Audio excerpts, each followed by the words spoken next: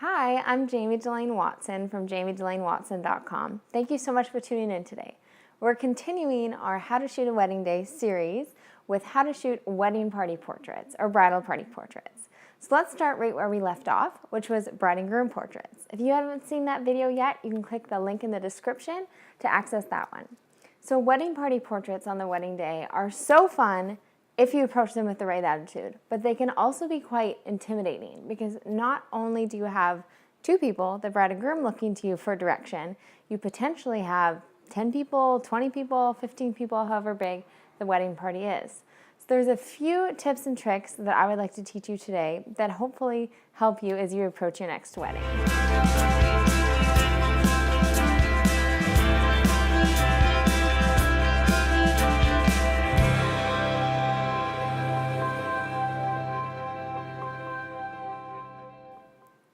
The very first tip would be to get names of the wedding party before you even show up on the wedding day.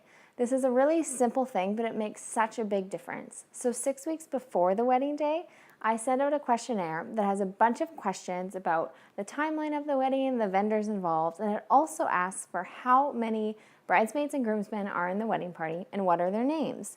And so this way I can print out these names with me with the timeline. So when I show up on the wedding day, I've already read over those 5 bridesmaids' names before I get into the room and the 5 groomsmen's names before I see them, maybe just before the ceremony. The great thing about this is when I walk into the getting ready room to meet the bridesmaids, I can read the list and remember which names of the girls that are introducing themselves to me. So what I mean by this is, say I meet Sarah, Jessica, and Emily, and afterwards I'm thinking, what was that girl's name? When I read the list in the car on the way to the ceremony venue, I'll be like, oh, it was Emily. It's totally Emily. Because you know how our brains work? It would be much easier to remember which of the 3 names it was than remembering the name at all. And I do also, when I meet people, I like to repeat their name and just confirm that I heard it right. So I mention that because that will make directing people in wedding party portraits so much easier versus having to ask people for their names again and again, or even worse, not using any names at all. I'm definitely not saying I'm perfect.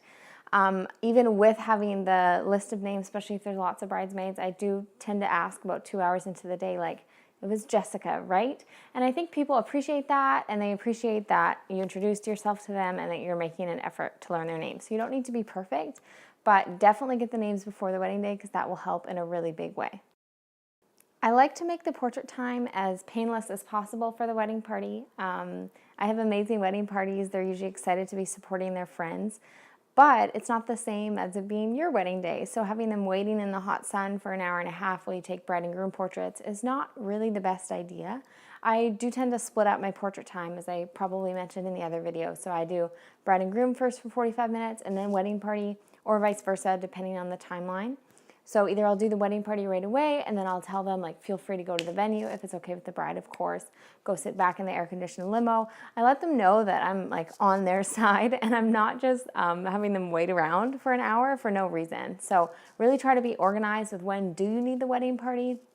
And if things are just getting a bit disorganized for any reason, or you're waiting or it's hot, just apologize. Like, I know it's not your fault. You didn't make it hot, but just say, like, hey guys, you're doing really great. I'm super sorry about this delay. Like, you're doing an awesome job and I really appreciate you. I think it's just nice to be recognized, because I have been a bridesmaid at a few weddings, and one wedding in particular, the photographer didn't introduce herself to any of us bridesmaids, and it was just a little off-putting, and it was just kind of like we were just models to be ushered in. I don't know. So have fun with it, and these people are likely awesome, because if most of your clients are awesome, their friends are awesome, and so get to know them. They could also be a great source of referrals for you, and it's going to make the day a lot more fun if you're kind and you can have fun with them.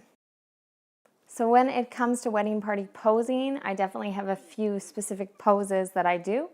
For girls, I like to do a full length of everybody facing the camera shoulder to shoulder.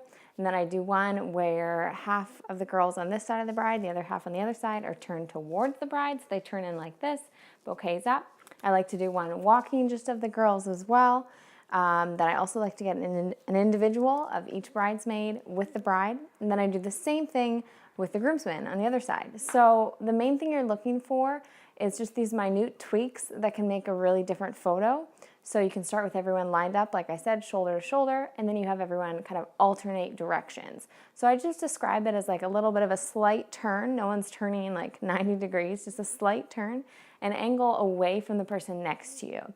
And show them with your body. So if you're facing them, show them how you would turn your shoulder. Show them how you'd put your hand in your pocket, even if you're wearing a dress, don't have pockets. Like just show them, because it's not just you with a camera staring at them. So whenever you can, show them with your own body, like a few feet away, because that's going to help a lot. And then of course I also take a groomsman photo with the groom. So they have memories of each wedding party person. In terms of wedding party poses with everyone, this changes a lot depending on how many people. If you have 2 on each side, that's just a group of 6. The posing is honestly quite simple. It's kind of just like a family photo. Everyone turned in, a few staggered, a few all facing the camera, shoulder to shoulder. But now when you have a group of 14 people, 16 people, 18 people, that's where you can get a lot more creative, but it also takes a lot more thought and work. And so something I've been challenging myself in is really starting to study poses online, and Vanity Fair is an awesome resource. They have like those epic spreads with celebrities of 18, 20 people posed really well. So actually take that into account and think like, okay, so that person's sitting, how are they sitting? How do they pose males versus females? And that's going to help you a lot, because those are poses that are hard to just like come up with. Like definitely I wouldn't try for those on a stressed or rushed wedding day. That's where I'd stick to more some of the walking shots and the shots that you're really comfortable with. But definitely having a plan beforehand and saving inspiration, whether that's through magazines or Pinterest, that will help you out a lot. When I'm photographing the wedding party, I'm usually using the Canon 35 1.4 millimeter lens. It's my favorite lens for the wedding party. I often use the Canon 50 millimeter 1.2 lens as well, but that one can be quite tricky with large groups because you need to have a lot of space. And if I am shooting indoors for some reason or in a really cramped space, depending on the wedding party size, having the Canon 24 f1.4 in my lens, I was going to say lens bag, suitcase, I don't know, is really helpful. If you want to see what other gear I have, you can go to jamiedelanewatson.com/gear and download a full list of that there. Thank you so much for watching today, guys. If you have any other questions, please leave them below. I would love if you would subscribe, like, and comment on this video, and I will see you in the comments. See you next week.